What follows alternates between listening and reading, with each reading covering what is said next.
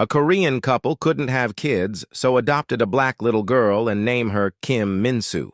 They raised her as their own child and loved her so much, Min-soo also loved her parents and grew up happy. However, as Min-soo became a teenager, she started feeling left out, more especially at school, since she was different from other kids. She didn't make friends and was always made fun of for referring herself as Korean. She often grabbed a lot of attention in public, especially when she spoke Korean fluently or told people her name, despite all that she loved being Korean and wouldn't trade it for anything. Min-soo did well in high school and managed to get into Seoul University. She had to move away from her parents and start her independent life. At university, she worked very hard. She took part-time jobs as a cafe waiter, also taught preschool kids. She did that to earn money.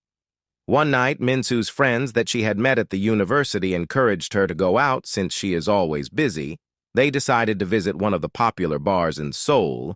That night, Min-soo was ready to unwind and have a couple of drinks. Across from where they were seated, there was a very handsome guy sitting alone having a whiskey. Besides him were two guys who kept looking at Min-soo and her friends. They made funny comments about Min-soo, and one of the guys made a bet that he was going to get her to bed that night. The guy who was sitting alone watched them as they approached the girls, and one of the guys started talking to Min-soo.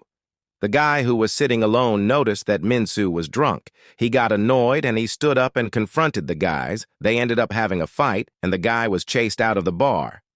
Min-soo was so happy that someone defended her for the first time, so she ran after the guy to thank him. Outside, Min-soo stopped the guy and thanked him. The guy looked serious and told her to be careful next time because guys target women from outside. She explained to him that she is actually Korean and not from outside.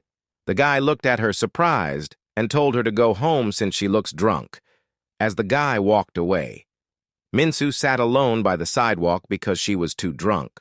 The guy felt guilty and came back for her. He told her to go back to her friends. Min-soo seemed to have blacked out. The guy sat next to her and tried to talk to her, but Min-soo fell asleep on his shoulder, and that made things a bit awkward for him. After failing to find Min-soo's friends and getting her to tell him where she stays, he ended up taking her with him. In the car, Min-soo had passed out, and the guy was disappointed that there are females who are still careless about how they drink on a night out. He regretted stepping in to defend her since he now had this huge responsibility of taking care of her. The guy arrived at his place. He lived in a very luxurious mansion. He took Min-soo to bed and made sure she slept. The next day, when Min-soo opened her eyes, she realized that she was not in her bed. She was in a luxurious room that she didn't know. She began to panic and tried to remember what had happened. Like and comment for part 2.